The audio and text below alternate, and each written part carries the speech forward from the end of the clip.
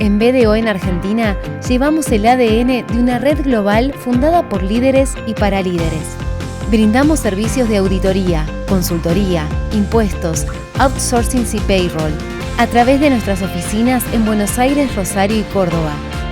Mientras haya personas con grandes sueños, el sueño fundacional de BDO está más vivo que nunca. ¿Cuál es tu sueño? Nosotros te ayudamos a alcanzarlo.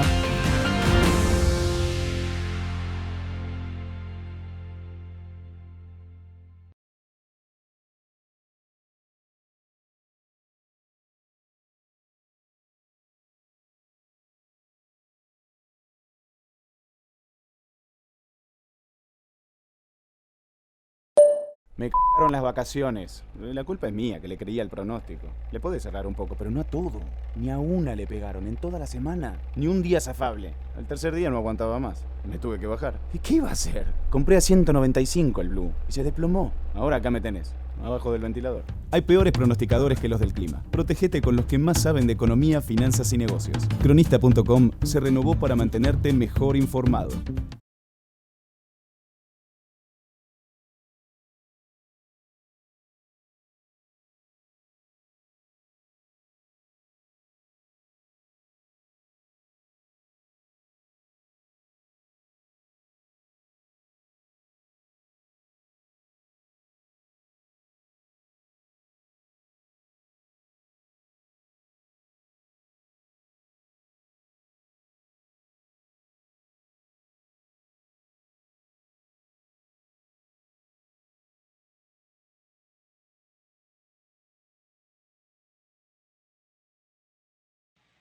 Bueno, buenas tardes. Estamos en una nueva emisión del ciclo de jóvenes profesionales. Mi nombre es Juan Manuel Pomar. Primero que nada, queríamos agradecerles a las autoridades del Consejo, principalmente a la presidenta Gabriela Russo, por este espacio, a toda la Comisión de Jóvenes Profesionales, encabezado por Jennifer Cirolini. Agradecerles a todas las autoridades y a la gente de técnica y demás que nos permite esta nueva emisión de una charla digamos, y seguir pudiendo participar en las actividades del Consejo. Mi nombre es Juan Manuel Pomar, soy contador público, egresado de la UBA, y me acompañan mis compañeros, que adelante, que se presenten ellos. Bueno, mi nombre es Denise Trímoli, contadora, también egresada de la UBA, también estudiante licenciada en Administración. Y bueno, acá ejerciendo la profesión, especialmente en lo que es presupuesto y control de gestión. Y mi nombre es Ignacio Fernández, también contador público de la UBA. Y bueno, también muy agradecido por esta oportunidad de poder participar. Bueno, habiéndonos presentado formalmente, damos inicio a la charla. El contenido que vamos a abordar en el día de hoy es unas cuestiones fundamentales con respecto a los estados contables, como bien era el nombre de la charla. Vamos a abordar principalmente algunos temas que tienen que ver con índices económicos, algunos temas que tienen que ver con controles, temas básicos de ajuste por inflación y reexpresión, no que tengan que ver con el cálculo en sí y demás, sino con las cuestiones de exposición y de cómo se ve eso en los estados contables, cómo se expone el área, y después vamos a presentar algunos casos particulares de estados contables que no son muy habituales en la profesión y que es más que no ser habituales, sino que muchas veces en la facultad no se abordan tanto y que después cuando en las primeras empresas que uno como joven profesional empieza a tener y demás, pueden llegar a resultar novedosas. Así que bueno, la idea de esta charla surgió también primero por una cuestión de nosotros creemos que es importante abordar nuestra profesión desde el lado de, digamos, de cuál es la función del contador público, o sea, esa cuestión que se nos fue delegada por ley y que es una función pública en la que tenemos los contadores, con respecto a los estados contables, a la importancia de mantener esa profesionalidad y de lo importante que es a veces prestarle atención a cosas específicas, por este tema de que a mí, por lo menos a nivel profesional, cuando un cliente me dice necesito firmar el balance o necesito algo certificado, yo siempre me encargo de explicarle a mis clientes digamos, y a la gente que me consulta al respecto que lo que hace el contador es dar fe pública. O sea, cuando un contador realiza una certificación, cuando un contador realiza un informe de auditor independiente, lo que hace es dar fe pública de que lo que está expresado en ese papel, en esa certificación o en esos estados contables, nosotros certificamos, o sea, damos fe pública, estamos ejerciendo esa función que el Estado delegó en nosotros y que es fundamental, porque puede haber un tercero interesado que vaya a tomar una decisión en base a ese papel que se está firmando, y esa es la importancia de prestarle atención a estas cosas específicas y básicas y por las cuales nosotros creímos que era importante y muy útil hacer esta charla. Entonces, desde ese lado fue que tomamos la decisión con Denise y con Ignacio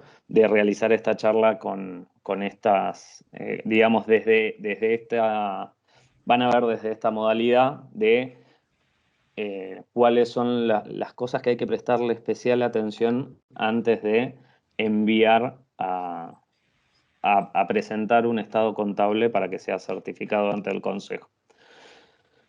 Parte de eso también es darle un valor agregado que cuando nosotros entreguemos los estados contables a los clientes, le agreguemos, además de entregar los estados contables, cierto análisis, cierta interpretación del mismo para que quienes lo reciban, ya sean nuestros clientes o los usuarios a los cuales nuestros clientes se lo van a dar, sepan explicarles cuáles son las cosas importantes que tienen que mirar ahí adentro para que lo puedan interpretar mejor, ¿sí? Muchas veces el balance se analiza muy frío o hay ciertas cosas que se las pasan de lado que si nosotros como personas que lo realizamos y como profesionales intervinientes en la materia y conocedores se lo transmitimos a nuestros clientes van a poder, digamos, transmitirle a quien va a utilizar esa información, transmitirle esa fortaleza que nosotros vimos en ese balance para también puede hacer hincapié cuando se lo presente al banco, puede hacer ese hincapié cuando se lo presente a un proveedor o puede hacer hincapié cuando requiera algo digamos, del sistema financiero con ese estado contable y demás, y decir, si bien podés ver que, no sé, tengo poca liquidez, pero mirad, estuve invirtiendo en mercadería para poder vender este año para que la inflación no afecte mi liquidez y demás, no verme tan afectado. Entonces, observa que tengo muchos bienes de cambio. Por ejemplo, es un ejemplo de algo que yo cuando entrego un balance a un cliente trato de siempre darle alguna cosa más para que el cliente pueda defender el papel que está llevando y para que también entienda qué es lo que está firmando. Entonces, es importante también que nosotros como profesionales le transmitamos qué expresa cada estado, o sea, qué es lo que se ve en cada uno de esos estados. Nos vamos a situar principalmente en la diapositiva se ven los 4 estados, nos vamos a situar en los 3 de arriba porque creemos que el estado de flujo efectivo es mucho más complejo al tener más de una forma de hacerlo. La charla se extendería demasiado, así que nos vamos a situar en el estado de situación patrimonial, que es quien indica qué pasó durante el periodo y nos da la foto final del patrimonio de la empresa al cierre. Entonces es fundamental que nosotros podamos explicar qué pasó, o sea, que cuando veamos esa foto le podamos decir al cliente, mirá, mostra esto y mostra esto, que son tus fuertes.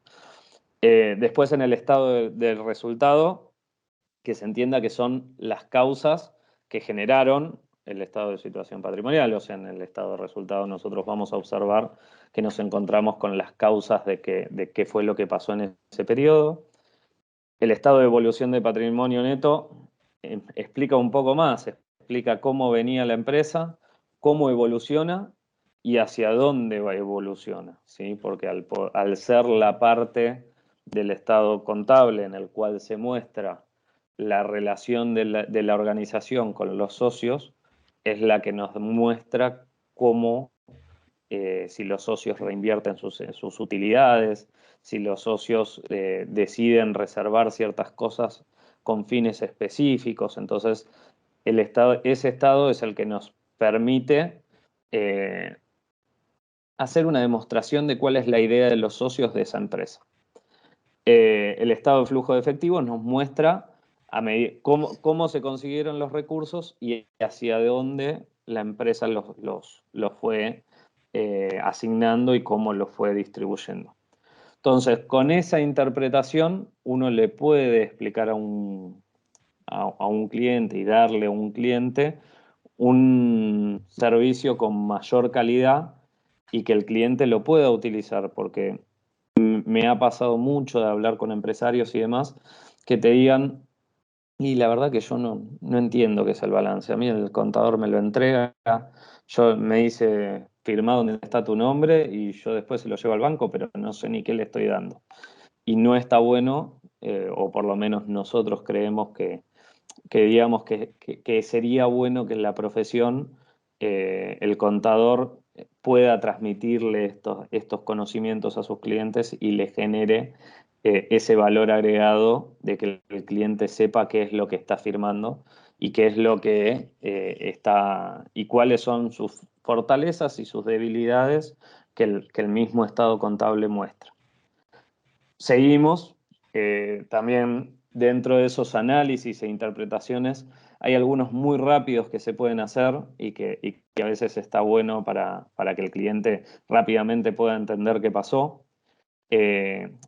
Uno de ellos es el análisis horizontal, que compara la situación de un rubro específico, de una partida específica, año a año, ¿sí? Ahora más adelante, cuando veamos el tema de ajuste por inflación y reexpresión, vamos a ver cómo se hace para hacer esa comparación, pero principalmente el análisis horizontal para lo que sirve es, el año pasado terminé con disponibilidades por tanto valor, este año tengo tanto, tuve un aumento o una disminución. Tener un aumento o una disminución en las disponibilidades, el aumento puede ser bueno y la disminución puede ser buena, ¿sí? Porque cada una puede representar una situación distinta. Lo importante es que quien va a presentar o quien recibe ese informe sepa qué significa ese aumento o esa disminución. Porque si yo tuve una disminución en la liquidez porque decidí invertir en materia prima para que la inflación no afecte la liquidez, entonces no está mal que haya descendido la liquidez porque fue algo que se hizo a propósito para evitar que la inflación afecte la capacidad de futuras compras de materia prima. Entonces, ya que tengo la liquidez hoy, la invertí en tener mayor cantidad de materia prima. Entonces, el análisis horizontal hace eso, analiza cuál fue la modificación de un año al siguiente y buscarle la explicación lógica y el por qué para que se pueda decir. Porque cualquiera podría llegar a pensar que yo disminuya la liquidez puede ser malo porque quiere decir que tengo menos dinero. No, puede ser que haya sido a propósito, que haya sido gestionado de esa forma para evitar un problema mayor a futuro. Entonces, es bueno poder transmitir eso. Por el otro lado tenemos el análisis vertical, que el análisis vertical es aquel que se realiza, digamos, para en partidas del mismo año, ¿sí? Lo hacemos sobre partidas del mismo año. Por ejemplo, en el estado de situación patrimonial podemos analizar cuánto representan los bienes de cambio en el activo, cuánto representan los bienes de uso en el activo, cuánto representan los créditos. De esos créditos, cuántos son de rápida movilidad y cuántos no lo son. ¿sí? O sea, el análisis vertical es, bueno, analizar cómo tenemos distribuido nuestro activo en este año, por ejemplo, o cómo tenemos distribuido nuestro pasivo, o qué tanto representa el pasivo en el patrimonio total, o sea, en la cuestión de los activos que tenemos, cuánto debemos a terceros, o sea, ese tipo de análisis que se hace sobre el mismo periodo, ¿sí?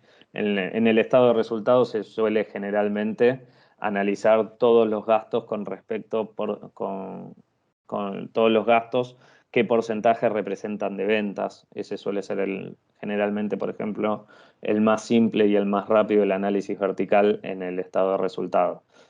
No sé, el costo sobre ventas, cuánto representa el costo en las ventas, cuánto representa los gastos comerciales en las ventas. O sea, es realizar ese análisis para entender, digamos, dónde la empresa realiza esas erogaciones, esos gastos, esos costos y cuánto representan para conocer realmente la empresa si está yendo en el camino que la empresa quiere ir o si está teniendo desvíos para poder realizar los ajustes necesarios. Siguiendo, acá pusimos un ejemplo de un estado de resultado comparativo en el cual podemos llevar los análisis pusimos tanto los verticales como los horizontales. Como pueden ver, en el vertical es cuánto representa todos las partidas, por ejemplo, el costo, la utilidad bruta, los gastos de administración, los gastos de comercialización, todo sobre ventas, ¿sí? En este caso, analizando verticalmente el año 2020, podemos decir que el costo es el 81% de las ventas. Podemos decir que los gastos de administración son el 3% sobre ventas y así sucesivamente. De la misma forma, tenemos hecho el análisis horizontal a la derecha, en el cual podemos ver que digamos, el costo del año 2020 fue 3 veces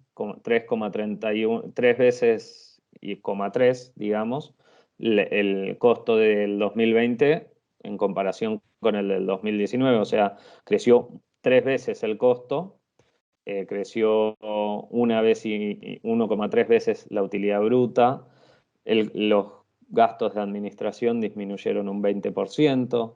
O sea, son análisis horizontales que es viendo qué pasó el año pasado a qué representa eso este año, ¿sí? Entonces, son los distintos análisis y que, digamos, uno le podría dar información al cliente para que pueda ajustar o no, o para que pueda empatizar a sus terceros que vayan a utilizar esa información en la cual pueda demostrar qué fue lo que pasó en su estado de resultado.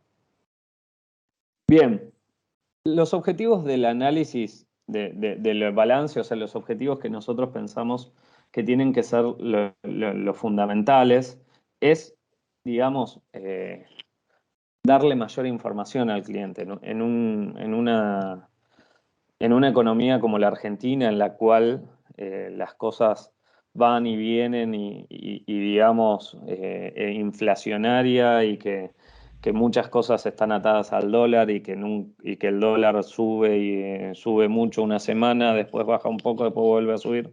Entonces, en esa vorágine económica, cuanta mayor información le podamos dar al cliente, cuanta mayor información le podamos dar al empresario al cual asesoramos, creemos que es un valor agregado a la actividad y a lo que hacemos nosotros como profesionales, y a su vez esta cuestión de conocer mejor al cliente y poder brindarle un servicio más amplio.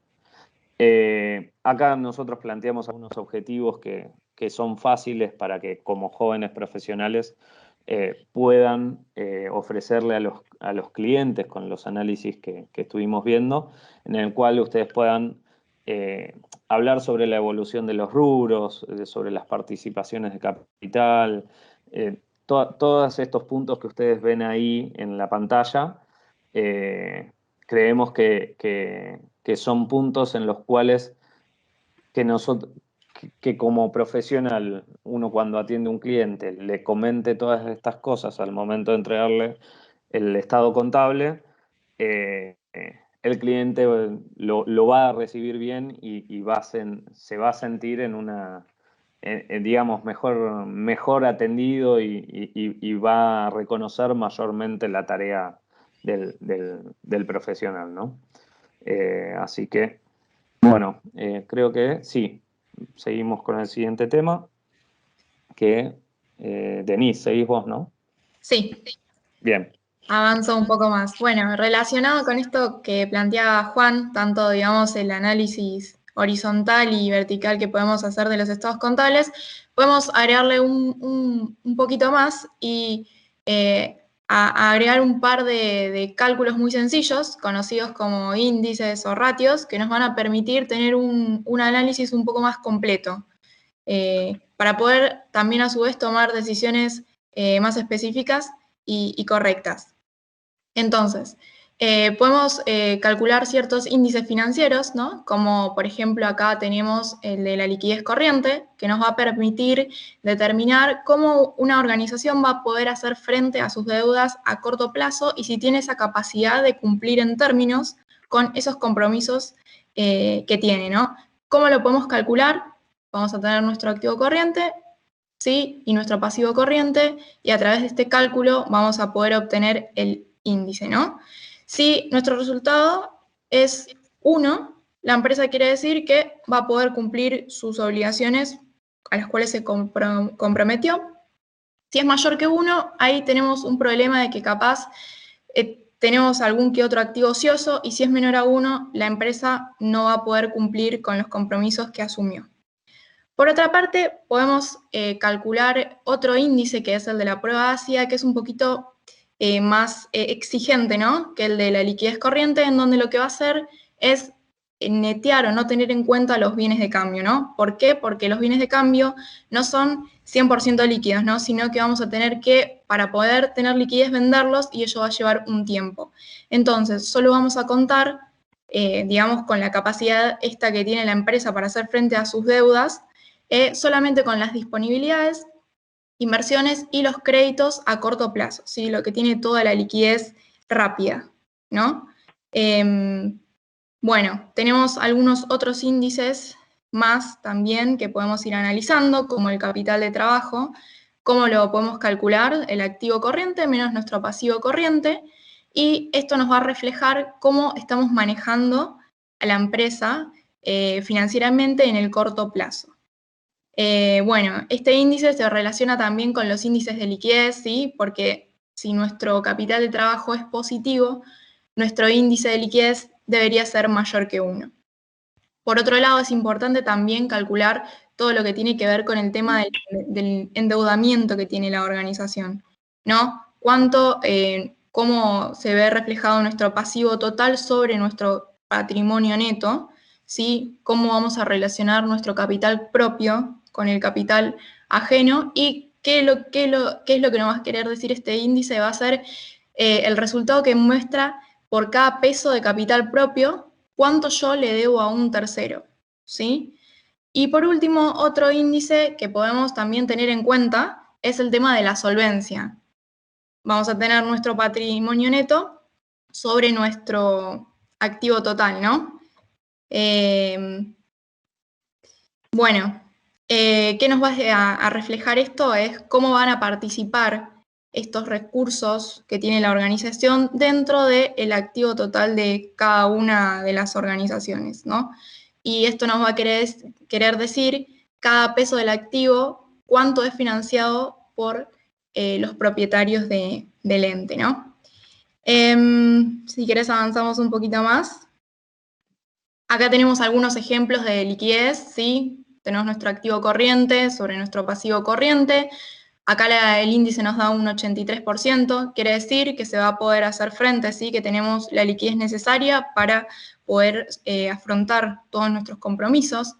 Un ejemplo de endeudamiento, ¿sí? Acá tenemos el total de nuestro pasivo y el total de nuestro patrimonio neto. Vemos que el índice es de un 19,45%.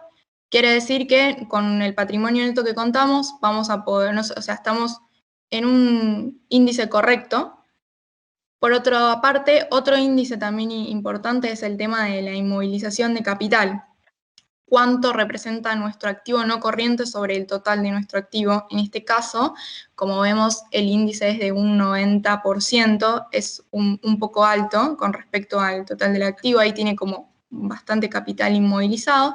Y por último, uno también de los índices o ratios más importantes es el de la rentabilidad, ¿sí? ¿Cuánto representó el resultado de nuestro ejercicio sobre el total de nuestro patrimonio neto, ¿no? También es importante relacionar los índices dentro de qué industria estamos y dentro de cuál es nuestro negocio, porque esto puede variar de una industria a otra y del negocio en el que estemos situados. Bueno, y después tenemos otros índices que también tienen que ver con, digamos, la gestión o la actividad comercial, como la rotación de créditos por venta, la rotación de inventarios o la rotación de cuentas a pagar, que también son importantes calcularlos y darle capaz ciertas explicaciones al cliente que, si es necesario, tome medidas correctivas en caso de que existan algunos desvíos. Y por último, también acá tenemos algunos indicadores del estado de resultados, como la rentabilidad bruta, que es ese margen de rentabilidad con la cual opera la compañía al vender sus productos. También tenemos la rentabilidad neta, la rentabilidad también sobre el patrimonio y el EBITDA, ¿no? Que es ese beneficio bruto de la explotación que tiene cada organización antes de la deducción de los gastos financieros. Son importantes estos índices y este análisis, sumado al otro análisis que nombraba Juan anteriormente, dan ese valor agregado y se puede jerarquizar un poquito más nuestra profesión. Bueno, ahora si quieren avanzamos un poco más con el contenido y te cedo el lugar, Nacho. Perfecto. Vamos a hablar un poquito de controles, vamos a cambiar un poco el eje, vamos a salir de la parte de indicadores y vamos a ir hacia lo que son los controles de los distintos estados contables. Un poco ahí, como comentaba Juan, la idea sería tratar de ver aquellos controles más importantes dentro de cada uno de los estados, como para, antes de entregarlo, estar seguros de que todo nos está cruzando, digamos. Entonces, uno de los primeros controles que nosotros identificamos dentro del estado de situación patrimonial, como bien acá lo indica la diapositiva, básicamente por lo que es la ecuación patrimonial básica, el total del activo tiene que ser igual al total del pasivo más el patrimonio neto, ¿verdad? Ese es el primer control que identificamos, en donde ahora vamos a ir viendo a lo largo de las distintas slides distintos ejemplos, ¿sí? Para poder ir viendo todos esos controles. Si querés, Juan, pasamos a la próxima para ver ya dentro de lo que es el estado de evolución del patrimonio neto, en donde tenemos nuestro total, ¿no? del patrimonio neto, y esto tiene que cuadrar, este total que está marcando acá, en este caso 191, tiene que cuadrar con el valor que está en el estado de situación patrimonial que veíamos previamente. Si se fijan acá, tenemos el patrimonio neto, 191.000, a la derecha, abajo de todo, el anteúltimo valor, ¿sí? Ese tiene que cuadrar con el valor que vimos en el estado de evolución del patrimonio neto. Este vendría a ser el segundo control que nosotros estamos planteando. Más adelante vamos a pasar ya directamente a lo que es el estado de resultados.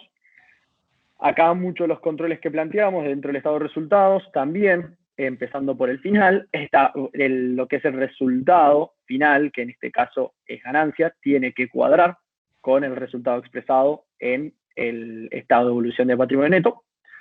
Y después, por otro lado, también tenemos muchos anexos y notas que se van relacionando en el estado de resultados, los cuales también tenemos que validar esa información y asegurar que los valores estén dando igual.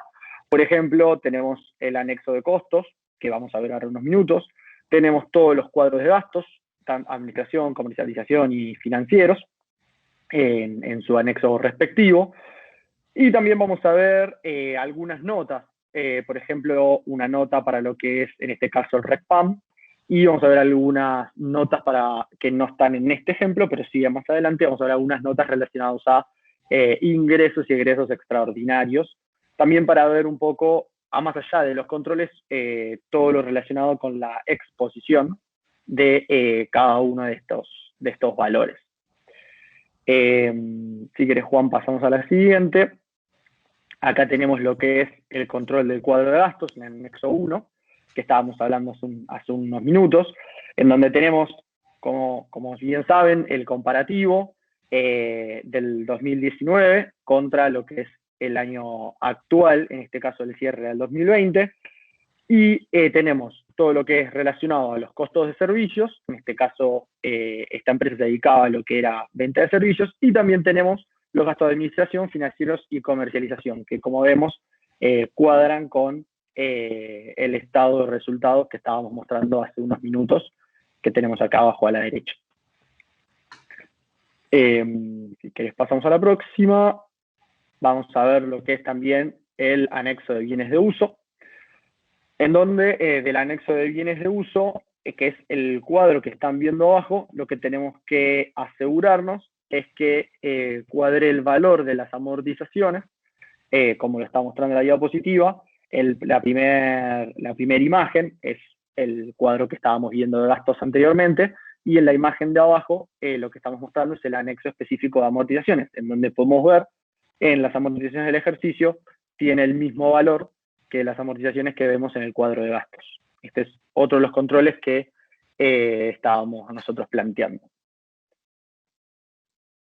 Y en la próxima vamos a ver el cuadro de costos de todo lo que tiene que ver con existencia inicial, compras del ejercicio y existencia al cierre, de todo lo relacionado a bienes de cambio, el cual también tiene que cerrar con lo que están viendo abajo. La imagen que están viendo abajo del costo es una extracción del estado de resultados, y este valor, los 18 millones, se da en la sumatoria de este cuadro de costos que estamos viendo acá, el total de los 17, más el 1 millón que viene del cuadro de gastos que estábamos viendo hace unos minutos.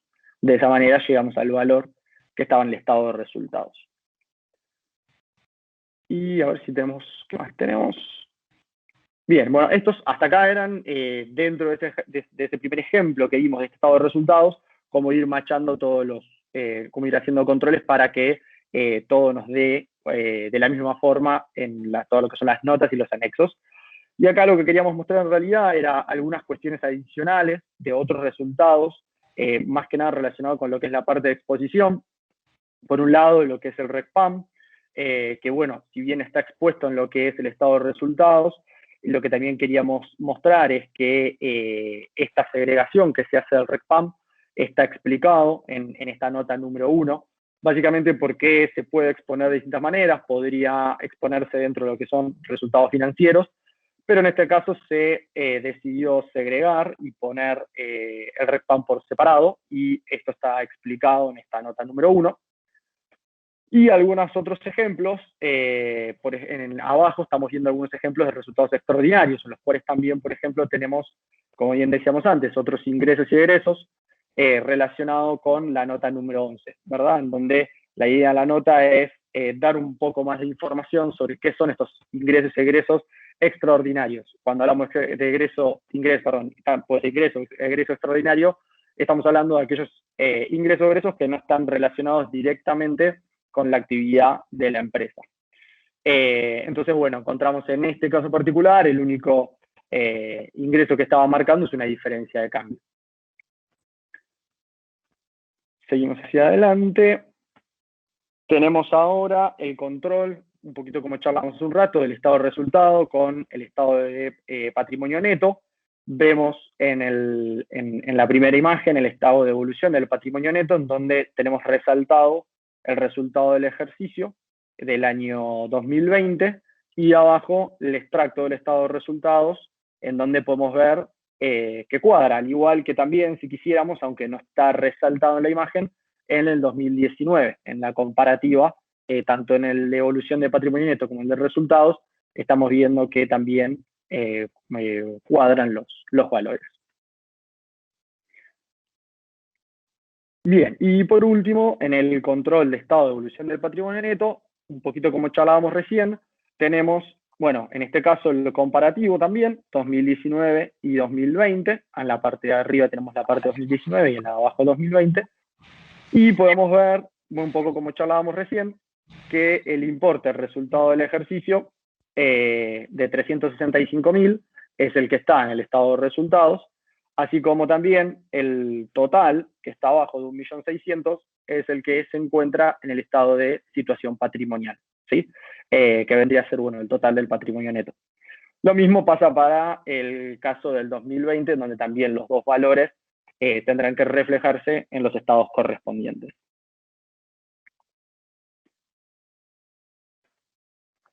Y en esta slide, bueno, también lo que queríamos mostrar era un poco lo que tiene que ver con la comparación, la exposición comparativa del 2019 respecto de el 2020. Como bien saben, tenemos que marcar en todo momento la comparación entre el año que se está cerrando el ejercicio con el ejercicio anterior. No sé, compañeros, si quieren agregar algo, creo que esto es todo dentro de lo que es la parte de controles. No, capaz en esta última diapositiva, en la parte de exposición comparativa, resaltar que es muy importante que se debe ver cuando se habla de que se está expresando el estado en forma comparativa, se tiene que ver la evolución. O sea que es necesario que en ambos casos se vea el resultado del ejercicio, si hubo alguna distribución de alguna asamblea, de algún honorario, de algún dividendo, de alguna cuestión, se tiene que ver en los 2 años, ¿sí? Que eso es lo importante. Entonces, generalmente la comparación, acá lo pusimos en un doble cuadro, digamos, el estado de evolución del patrimonio neto, que es una de las formas de presentarlo comparativa. La otra es con una columna al final.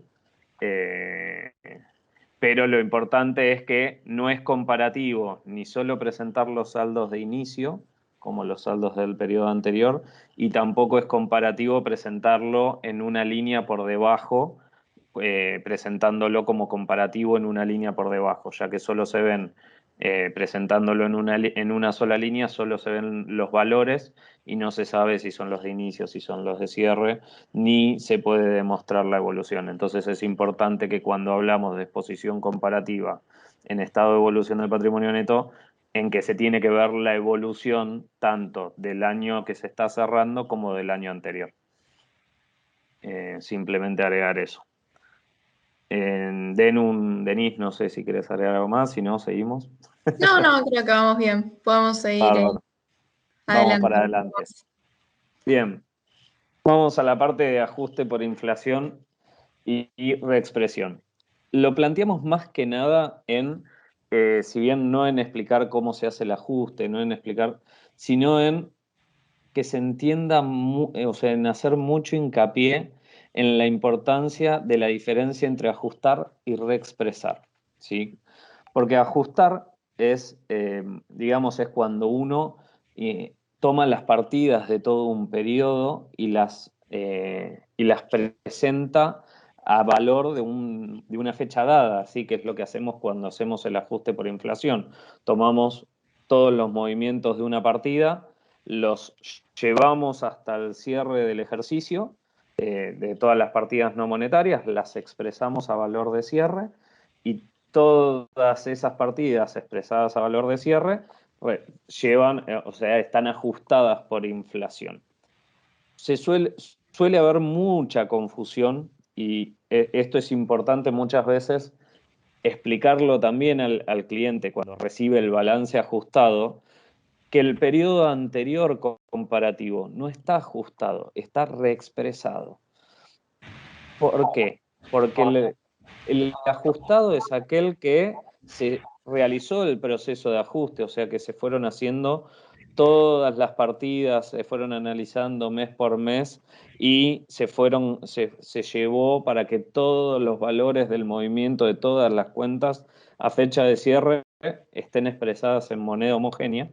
Y otra cosa es agarrar y decir, como se hace con la información comparativa, la reexpresión, lo que se hace es, se calcula cuál es el índice que corresponde desde el cierre del año anterior al cierre del nuevo año, y ese índice se multiplica por la partida y se expresa, sea monetario o no monetario. ¿Por qué? Porque la única función de la reexpresión es que los valores sean comparativos. Entonces, para que cuando nosotros vamos a hacer el análisis horizontal del cual hablamos al principio de la charla, sea sobre cifras que se puedan comparar, o sea, que expresen en el mismo valor de poder adquisitivo. Eso es la reexpresión. O sea, es tomar un valor, reexpresarlo, o sea, decir, esos 100.000 pesos al cierre del año anterior representan los 145.000 pesos a cierre de este año. O sea, para comprar lo que yo necesitaba con 100.000 pesos al cierre del año anterior, hoy necesito 145. Entonces, para saber si yo finalizo el año con mayor o menor liquidez, lo tengo que analizar en moneda homogénea, en capacidad de poder adquisitivo. Entonces, lo que se hace con las cifras comparativas es reexpresar, ¿sí? Entonces, es desmitificar, que hay mucha gente que cree que se vuelve a ajustar nuevamente el balance anterior. No, las cifras del balance anterior ya están cerradas, auditadas y certificadas, con lo cual no se deben modificar. Lo que se hace es estar reexpresadas para que se puedan comparar con las del periodo que se está cerrando en este momento. Dicho esto, vamos a mostrarles, ¿sí? Por ejemplo, con el caso de un balance cerrado, en el cual en diciembre de 2019, cuando se cierra, en diciembre de 2019 estábamos hablando de que tenía en el rubro caja y bancos 327.000 pesos, al cierre de diciembre de 2020 reexpresado representaba 445.759 pesos. ¿Qué quiere decir esto? Que los 327.000 pesos de fecha cierre 31/12 de 2019, en valor de poder adquisitivo, al cierre de 2020 representarían 445.000 pesos. Esa es la función de la reexpresión y eso es lo que se debe hacer con el periodo anterior. Simplemente reexpresar. Y se reexpresan absolutamente todas las partidas para que todas las partidas puedan ser analizadas y todas las partidas pueda realizarse ese análisis horizontal y se esté realizando sobre valores del mismo momento, ¿sí? O sea, valores monetarios, pero en forma homogénea, ¿sí? Entonces, como ven, acá se reexpresó caja y banco, se reexpresó bienes de cambio, se reexpresó otros créditos. Todas caja y bancos suele ser una partida monetaria, o sea, es un rubro compuesto por todas partidas monetarias y que generalmente no se ajusta, pero sí, digamos, cuando se hacen los valores, cuando se hace el balance ajustado en moneda homogénea, sí se deben expresar esas partidas para poder, digamos, compararlo con el cierre actual, ¿sí? Porque si no estaríamos comparando valores del cierre 2020 con valores de cierre 2019. No sería fácil compararlos, a no ser que reexpresemos todo en el mismo poder adquisitivo. Acá en este caso lo hicimos también con el pasivo y el patrimonio neto, con el mismo coeficiente, para que se viera también que lo mismo ocurre con deudas comerciales, deudas fiscales, deudas sociales, todos pasivos que habitualmente son monetarios también se debe realizar, al igual que el patrimonio neto. Acá está el ejemplo también de, en este caso era marzo, pero digamos, lo que se realizó fue exactamente el mismo procedimiento, o sea, de marzo 2019, a la izquierda tenemos el cierre de marzo 2019 del balance 2019 y a la derecha tenemos el cierre en marzo 2019, pero presentado comparativamente en el cierre 2020. Entonces, como podemos ver, todos los valores fueron, digamos, reexpresados, pero esa reexpresión no es que se vendieron, por ejemplo, 8.900.000 pesos de ingresos por servicio. No, en realidad se habían vendido 6.009.000, pero para poder compararlo con las ventas del 2020, se reexpresaron para poder comparar los ingresos del 2020 con el 2019 para poder analizar si hubo mayor actividad o menor actividad. En realidad es eso, o si simplemente el mayor número de ventas está asociado pura y exclusivamente a la misma actividad y que solamente se vio afectado por el aumento de los precios que viene acarreado con la inflación. Entonces, es hiper importante entender este concepto de reexpresión. Es muy importante explicárselo a los clientes. Yo se los he explicado, igualmente me ha pasado de que hay clientes que me han llamado y me dicen, vos pusiste el balance 2019 al lado del 2020, pero yo hoy miro el 2019 y tiene otros valores. Y bueno, y es volver a explicarle esta cuestión de los balances. El balance anterior se reexpresa para poder compararlo, porque si no, las cifras no las podríamos comparar. Es un trabajo que digamos que hacerlo y explicárselo a los clientes a veces lleva tiempo y a veces hay clientes que les cuesta un poco más o un poco menos, pero que es muy útil para ellos, para que ellos también sepan cómo utilizar la información, porque si ellos no saben que nosotros nos tomamos el trabajo de reexpresarlo y de mostrarlo de esa forma, capaz no saben que lo pueden comparar directamente para ver si realmente tuvieron mayor o menor actividad. Entonces, digamos, desde ese lado me parece hiper importante transmitirle eso al cliente. Bien, Nacho, te dejo. Bueno, continuamos con exposición de área. En este momento la idea es tratar de revisar un poco lo que es el área, todo lo que es relacionado con el ajuste de los resultados de ejercicios anteriores y hablar un poco sobre la exposición, los motivos de utilización, como bien dice acá, y vamos a mostrar también algunos ejemplos. Dentro de lo que es área, entonces, bueno, lo primero que queríamos resaltar son los 3 grandes motivos por los cuales nosotros ajustaríamos un resultado de algún ejercicio anterior al cual estamos cerrando ahora. El primero puede ser por un cambio en alguna aplicación de alguna norma contable o, que podría ser un segundo motivo también, de un criterio contable, ¿sí?, que nosotros estamos utilizando. Esos son los primeros 2 casos, y el tercero, y quizás el más utilizado, es para corrección de errores producidos en ejercicios anteriores, ¿sí? Muchas veces esto ocurre cuando uno quizás es un contador que recién llega, o sea, que recién agarra al cliente, por ejemplo, y revisando los ejercicios anteriores, quizás puede llegar o bien encontrar errores o encontrar o diferir en el criterio utilizado anteriormente, y de esa forma utilizar área para ajustar de acuerdo al criterio que le gustaría seguir a uno mismo en este momento.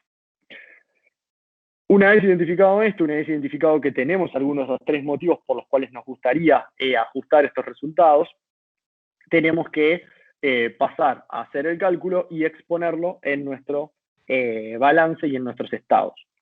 La forma de exponerlo puede ocurrir de 2 maneras. Puede ser que impacte en 2 estados. El primero, que seguro va a impactar, es en el estado de evolución de patrimonio neto, en donde vamos a ver ahora un ejemplo, pero básicamente lo que se va a mostrar es el saldo inicial, tal cual estaba en el ejercicio anterior, no va a sufrir ningún tipo de modificación, y se va a agregar un ítem más, el cual va a ser el área, en donde vamos a tener este valor debajo de resultados no asignados. En este saldo inicial vamos a tener este valor calculado, ¿sí?, de este ajuste.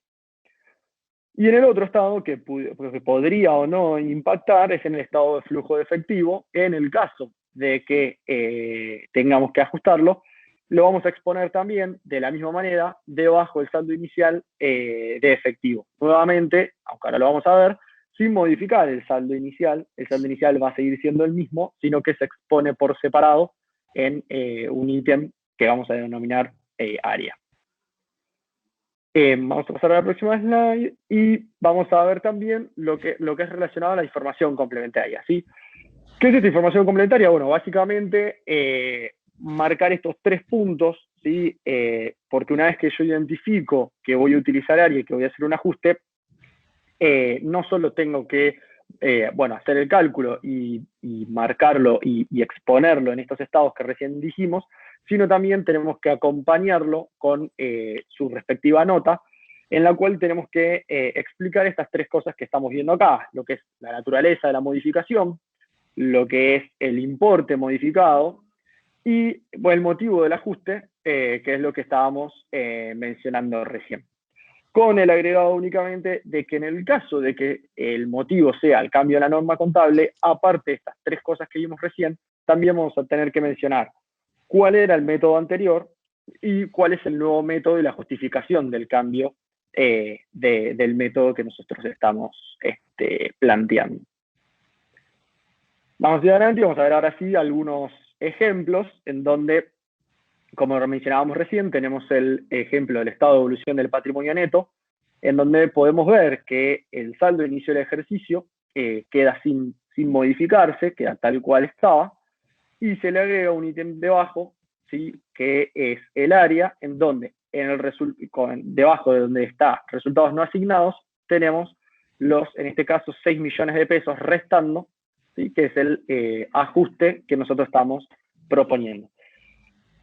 Si volvemos hacia atrás con los controles que estábamos hablando antes, eso es el mismo valor que tiene que tener en mi nota. Al costado estamos viendo la nota que explica el motivo por el cual se realizó el área, en donde podemos ver que habla de un devengamiento de impuesto a las ganancias, que incluso corresponde al año 2016, y ahí está marcando también el valor, como mencionábamos antes, y está marcando el motivo, que es que, bueno, se había omitido devengar.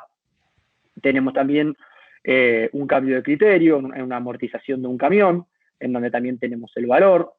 Tenemos una reclasificación también de un rodado a una maquinaria, entonces, dado eso, cambió la amortización y también tenemos el valor correspondiente. Y por último, tenemos otra reclasificación más de un software de la empresa, marca acá que estaba activado como equipo de computación y lo estamos reclasificando a intangibles. Eso también hizo que cambie la vida útil, cambie la amortización y por eso también calcula el valor del ajuste que nosotros queremos realizar. Y al final, lo que está haciendo es, bueno, en la sumatoria de todos estos ajustes, estos 4 ajustes que están propuestos arriba, llegamos al valor final de 6.181.000, que lógicamente es el mismo valor que estamos exponiendo en nuestro estado de evolución del patrimonio neto. Si continuamos adelante, vamos a ver también el caso de flujo de efectivo. Simplemente lo que estamos haciendo acá es tomar el recorte del impuesto a las ganancias, que recién estábamos comentando, el cual se había omitido devengar. Ese en particular también impacta en nuestro estado de flujo de efectivo. Entonces, nuevamente, sin modificar los saldos al inicio, estamos viendo que se expone agregando la nota de área del ajuste, los 6.333.000, que concuerdan con la nota correspondiente. Si vamos adelante, creo que hay otro ejemplo más, en donde la exposición nuevamente se ve de la misma manera, y en este caso también teníamos una corrección, una alícuota impuesta a los ingresos brutos, tenemos un cambio de criterio nuevamente de una amortización, y teníamos también un reconocimiento de existencia inicial de bienes de cambio, ¿sí? Nuevamente en donde tenemos el total que cuadra. Y si pasamos a la próxima slide, es lo que tenía también de entretenido este ejemplo, a pesar también de que impactaba en lo que era el estado de flujo de efectivo, también queríamos mostrar en este caso que impactaba en lo que es el cuadro de costos, que vimos hace unos minutos, en el cual en la existencia al inicio también está marcando el área, ¿sí? Ya que, bueno, como bien decía la nota, estamos reconociendo una existencia inicial, ¿sí? Que no se había reconocido en su momento. Entonces, también impactó en este anexo de costo de ventas y servicios. Esto sería todo relacionado a área. Bien, como bien comentamos inicialmente, no era netamente, digamos, basarnos en toda la parte de lo que sería los controles, el ajuste por inflación y demás, sino también analizar algunos casos que, digamos, a nivel profesional, las primeras veces que nos aparecen, nos pueden llamar la atención. El primero, y que nos pareció que era muy importante a los tres, porque lo llamativo es la primera vez que viene un cliente y te dice: el banco me está pidiendo el balance de inicio. Y yo me acuerdo, como contador hace un tiempo, cuando la primera vez que vino un cliente y me hizo este planteo, no sabía de qué me estaba hablando. Hasta que, bueno, hablando con colegas y demás, me entero que el balance de inicio es el balance de la suscripción del capital, en el cual, digamos, básicamente es un balance al día en el que se crea la sociedad, porque todavía no finalizó su primer ejercicio económico, entonces no hay balance para presentar en el banco solicita este balance de inicio. El balance de inicio no lleva un informe de auditor independiente, lleva una certificación, y además tiene la particularidad esta de que es el balance que representa el movimiento de un solo día y que es el día de la creación de la empresa. En este caso presentamos uno que era el balance de inicio de 19 de mayo de 2017, un cliente, en el cual estaba el 25% del aporte en efectivo, el 75% del compromiso de los socios a aportar en los próximos 2 años, y el patrimonio neto representaba los 100.000 pesos de capital que iba a, que digamos que era el capital suscripto por los socios.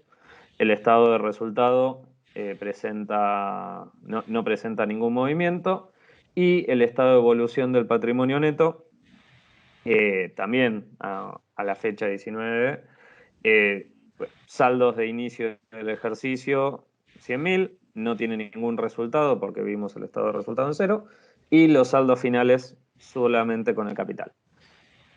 Como, digamos, como curiosidad, como algo que es la primera vez que a uno le pasa, cuesta armarlo, porque, o sea, digamos, es llamativo los cuadros tan vacíos y demás, pero el día que les pidan un balance de inicio es esto, es el balance del día de la suscripción de la empresa. Sigue Denise, que nos va a explicar sobre cooperativas. Vamos un poco más a ver otros casos también particulares que quizás no son tan cotidianos o no estamos tan acostumbrados a verlos. En este caso, el estado de resultados de una cooperativa tiene dos particularidades muy principales comparado con, por ejemplo, una sociedad anónima o una sociedad de responsabilidad limitada. En este caso, todo lo que tiene que ver con los ingresos se va a dividir en servicios prestados para asociados y servicios prestados para no asociados. Se va a hacer esta gran diferenciación entre estos dos rubros. Y por otra parte, vamos a ver que no vamos a hablar de ganancia ni de pérdida, sino de excedente o quebranto, ¿sí? Esa es otra gran particularidad a diferencia de los estados de resultados que estamos acostumbrados a ver normalmente. Por otro lado, vamos a ver también que en la parte de los gastos vamos a tener que hacer la misma diferenciación, ¿sí? Todo lo que sean gastos prestados a asociados y gastos prestados a no asociados. Como se dividen tanto los ingresos, también los egresos y resultados del cuadro de gasto tienen que estar con la misma segregación correspondiente. Y por último, también vamos a ver que en el estado de evolución del patrimonio neto se van a dar dos diferencias también importantes, que va a ser con el tema de las reservas. Se van a constituir dos reservas específicas de las cooperativas, que son las obligatorias, y también es importante destacar que deben estar distribuidas en la asamblea y se deben aplicar durante el ejercicio que estamos al ejercicio siguiente. Y como otro dato importante a resaltar, es el tema de que en el capital cooperativo va a haber mucha movilidad por el tema de que van a ingresar y egresar asociados todo el tiempo. Entonces esto es una particularidad de que el capital se va a ir moviendo constantemente, va a ir creciendo o disminuyendo en base a este punto. Bueno, si querés seguimos un poco más adelante. Y acá, Nachi, te dejo para que expliques un poco las diferencias o puntos particulares de la asociación civil. Dale. Bueno, otro caso distinto, diferente a las asociaciones que estamos quizás más acostumbrados. En el caso de la asociación civil, también las particularidades lo vamos a empezar revisando desde lo que es el estado de resultados, ya que en el estado de resultados vamos a tener dos grandes cuestiones a revisar. Por un lado, está todo lo que es la parte de recursos, lo que es la parte de todos los ingresos, ¿sí?, que recibe la asociación civil, en donde tenemos que marcar la diferencia en tres grandes rubros, como se ve acá, que es fines generales, específicos o diversos. Un poco quizás teniendo algo para tener un ejemplo, por ejemplo, puede llegar a ser un club, teníamos un fin general, podría llegar a ser lo que son los recursos por las cuotas de los asociados. Después, yendo a los fines más específicos, ya sería algo ya netamente relacionado con el club, digamos. Y luego, lo que son los diversos, podrían ser recursos que si bien también van a estar relacionados con lo que es la asociación civil, quizás no va a tener algo ya tan marcado o detallado, incluso en este caso vemos que está en cero, algo que también puede llegar a ocurrir. Y en lo que va en la parte de gastos, va a pasar algo parecido. En lo que va en la parte de gastos, evidentemente tenemos lo que son los gastos de administración, que eso quizás nos suena más familiar. También tenemos esta distinción de aquellos gastos específicos que tienen que estar relacionados con los recursos específicos que estábamos hablando hace un rato. Queríamos mostrar un poco este ejemplo como para mostrar la diferencia en lo que es la exposición quizás de un estado de resultados de una asociación civil con lo que es un estado de resultados de una empresa con fin de lucro, como puede ser una sociedad anónima, SRL. Y acá estamos viendo dentro de lo que es el estado de resultados, aquellos anexos que están relacionados con los recursos ordinarios, como decíamos recién, en donde podemos ver cuotas asociados, inscripciones, cursos y aportes, en este caso actividad científica, ya que era una asociación de profesionales. Y en el caso de los gastos específicos, como decíamos antes, relacionados netamente con lo que es los recursos específicos, en este caso, por ejemplo, teníamos gastos de un congreso o impresión de publicaciones, ¿sí?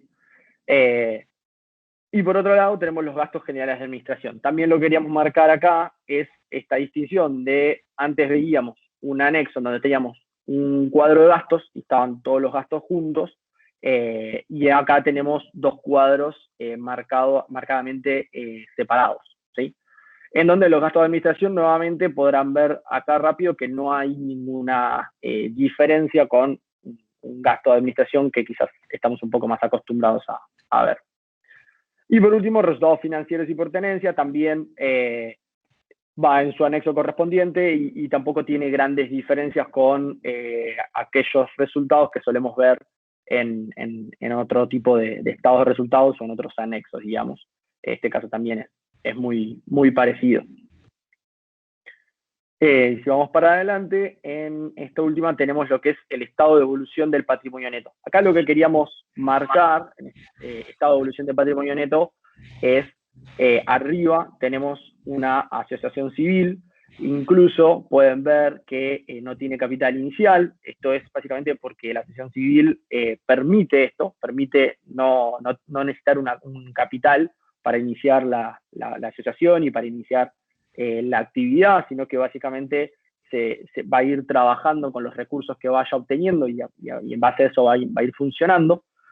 Y debajo tenemos una fundación, también una fundación sin fin de lucro, en la cual, bueno, en este caso sí, tenemos un capital de inicio. Lo que queríamos marcar, de todas maneras, tanto para la asociación civil como para la fundación, es que, como verán, y un poco también parecido de la mano a lo que explicaba Denis antes, tenemos lo que es el superávit o el déficit. Acá no estamos hablando de ganancia o de pérdida, sino que estamos hablando de superávit o déficit, ¿sí? Y por último, para el caso de la fundación, también queríamos marcar lo que es la reserva por revalúo técnico. Eso es algo muy particular de lo que es las fundaciones, que se encuentra en la resolución técnica 48 y básicamente es obligatorio en lo que es la provincia de Buenos Aires para lo que son las fundaciones. Sí, eso más que nada no es en capital no solemos utilizarlo, pero en provincia sí, es por los bienes de uso y demás. Incluso cuando no hay que reevaluar, igualmente debe aparecer la reserva. Quedó ahí en el ejemplo y bueno, pues lo marcamos como algo a tener en cuenta, porque los que estamos en capital muchas veces nos vienen a ver desde provincia. Y bueno, justamente en los años 18 y 19, con el tema de la RT48, que en provincia fue obligatoria, muchas veces se pueden llegar a encontrar con eso. Por eso lo pusimos. A nivel de exposición tiene que quedar marcado. Exacto, tal cual. Así que, bueno, muchas gracias. Muchas gracias de vuelta a las autoridades, a Gabriela, a Russo, la presidenta de la comisión, a Jennifer. Muchas gracias, Denise. Muchas gracias, Ignacio. Nada, aprovechar este momento final para más que nada también convocar a aquellos jóvenes profesionales que quieran sumarse a la comisión, que se acerquen, que todos los lunes, primeros y terceros lunes del mes, nos juntamos por ahora a través de las pantallas, pero que nada, hablamos de estos temas y de otros, y que es bueno el compartir experiencias y demás para que se vayan sumando. Así que los invitamos a participar. No sé, Denise, Ignacio, ¿algo más que quieran agradecer o alguien más? Les dejo un ratito más. Por mi parte, no mucho más. También agradecerles a todos por haber estado del otro lado, por escucharnos. Como bien dijo Juan, también agradecer a las autoridades por el espacio. Y bueno, acá estamos para más encuentros. Sí, también agradecer por el espacio que nos dieron para poder compartir algunos temas. Y bueno, eso, también agradecer a todas las autoridades por este espacio. Bárbaro. Bueno, buenas tardes a todos. Muchas gracias por estar del otro lado y bueno, y ojalá muchos se sumen a la comisión y vengan a compartir con la gente de la comisión que sinceramente es muy bueno el compartir que tenemos y es muy útil. Muchas gracias a todos y que tengan buenas tardes. Chau, chicos. Chao, gracias. En BDO en Argentina llevamos el ADN de una red global fundada por líderes y para líderes. Brindamos servicios de auditoría, consultoría, impuestos, outsourcing y payroll a través de nuestras oficinas en Buenos Aires, Rosario y Córdoba. Mientras haya personas con grandes sueños, el sueño fundacional de BDO está más vivo que nunca. ¿Cuál es tu sueño? Nosotros te ayudamos a alcanzarlo.